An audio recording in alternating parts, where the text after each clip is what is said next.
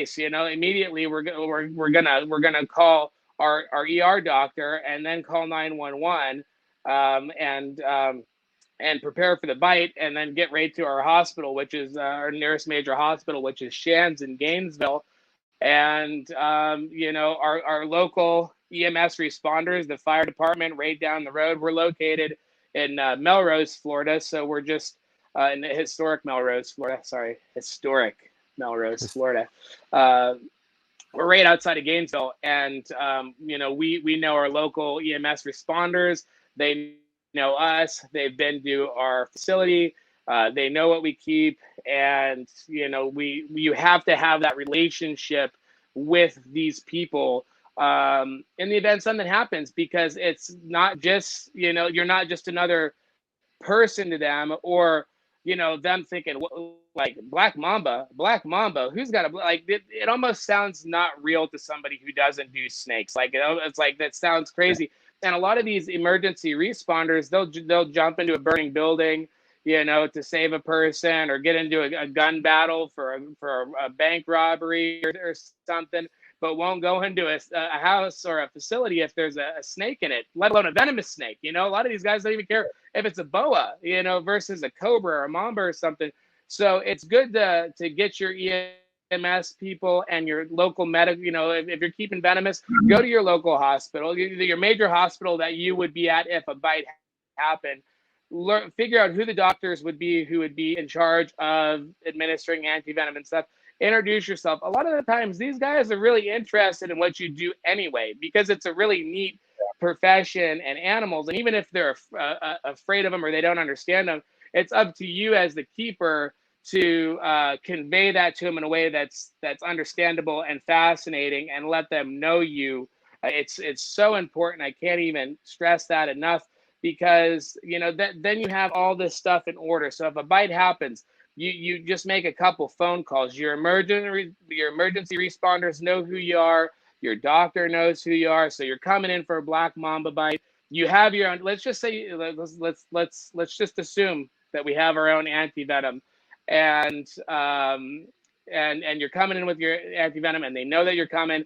Like Carl Barden. Carl Barden is one of the shining from. He's the director of Med Toxin Venom Laboratories and the Reptile Discovery Center in DeLand, Florida. He was one of my mentors coming up in the zoological field, and still is to this day. He's always given me good tidbits of information, and like I'm fortunate enough to consider him a really good friend. And never thought I would actually be able to do that, because this is somebody that I spent a lot of time as a youngster looking up to Carl. But he has definitely made such a relationship with his ER staff and emergency responders. Everybody knows them. Unfortunately, in the venom production industry, there are bites that do happen. And Carl has had a few bites, and because of his relationship with the ER staff and the medical, emergency responders, they have been able to save his life on multiple occasions, because of the fast acting on everybody's behalf, because everybody is already well versed in the drill if it were to happen. And that's just really important, and it's not hard to do. It just takes effort. And people just don't do it. I don't know if it's because they just don't know to do it, or they just don't think it's going to happen to them.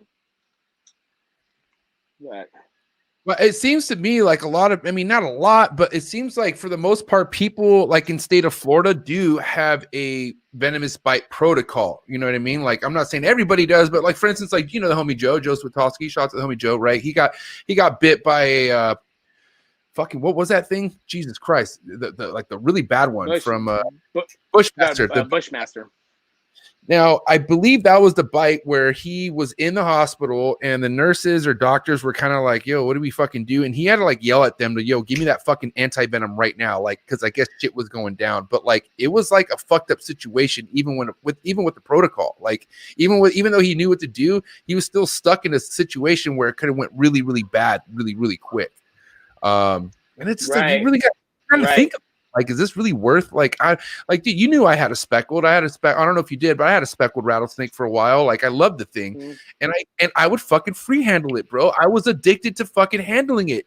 And I knew, I was like, dude, this isn't good, man. I was like, yeah, this thing's calm and whatever. And my wife fucking hated it. And literally I knew I was playing with fire. And like how you said, how you see things just flashing, happening real quick. Like, luckily it didn't take me getting bit to see that, but I started flashing, thinking like, what if? Okay, like what if? Like, nobody knows I had a rattlesnake. Like, nobody, it's a secret. You know what I mean? And like, even though it's a native snake, it's still like, I had no protocol. I have no fucking anti-venom. You've been bit by a fucking Corrales machili, and you know what I mean? That was no fucking walk in the park, right? I mean, that put you in the hospital for how long? Yeah. So that was the only bite that put me in ICU. I'm definitely not proud of that bite. Of course, it was my fault, my mistake on a captive specimen. And it was Crotalus mitchellii pyrus, or Mitchellii. Technically, it would be Mitchellii. I got a nice scientific lesson from one of my Spanish colleagues in Costa Rica when we were out in Guatemala, and we were talking scientific names, and they were making fun of me for saying I at the end of it. So like Mitchellii, you'd say Crotalus mitchellii pyrus, right? Dude, this is why I don't even say scientific names, because anytime I try to do something that I even rehearsed and practice on Unfiltered, Steven goes, hey, no, that's wrong. And so I go, fucking, this is like, I don't even like, I try to just say the common name versus the scientific name, because it is, I will tell you what, scientific name is something that you have to say that name over and over and over and over again, and then get corrected a few times before you really have that fucking name down, I feel like, dude. So whatever.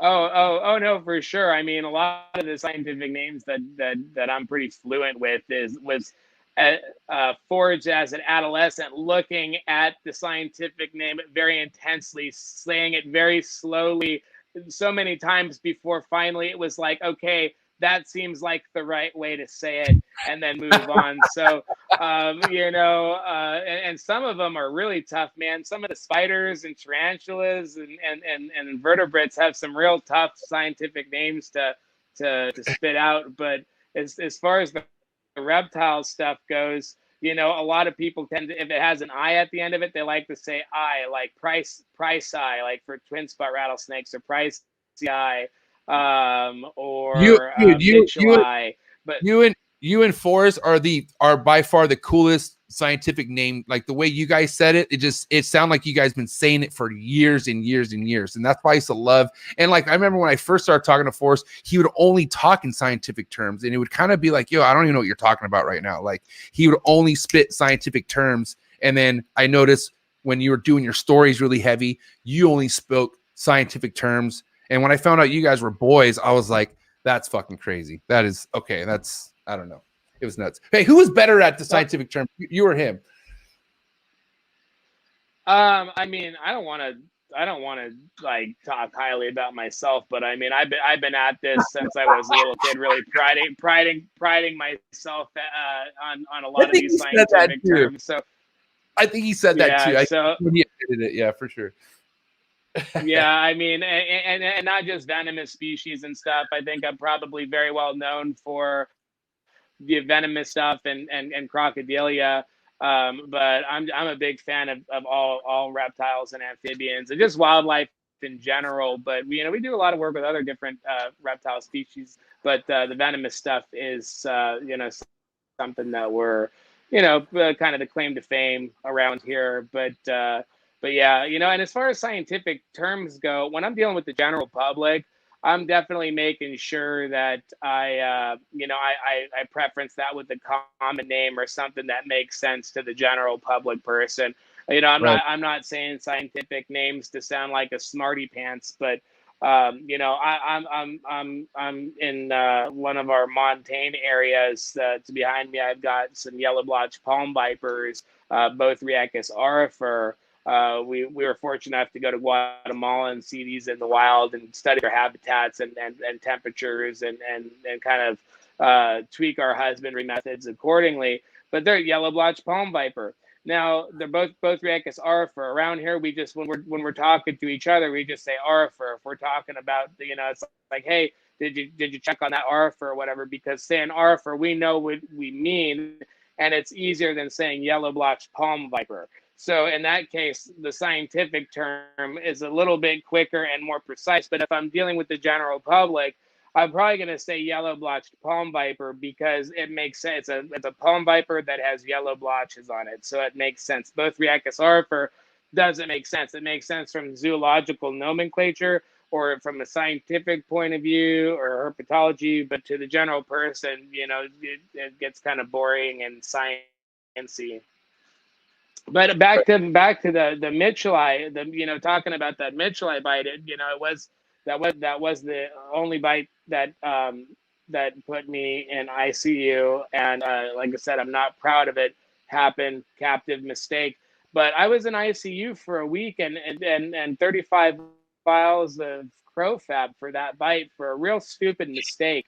And and it was a pretty placid individual that got me too. And usually it's those ones that you put a little bit too much faith in that you shouldn't, and you cut corners that you shouldn't because you just know that animal, right?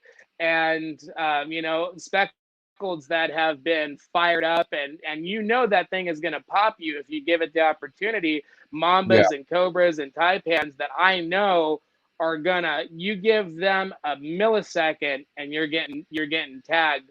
You're gonna be less likely to you're gonna be less likely to drop your guard and be complacent around one of those animals because that animal means business. But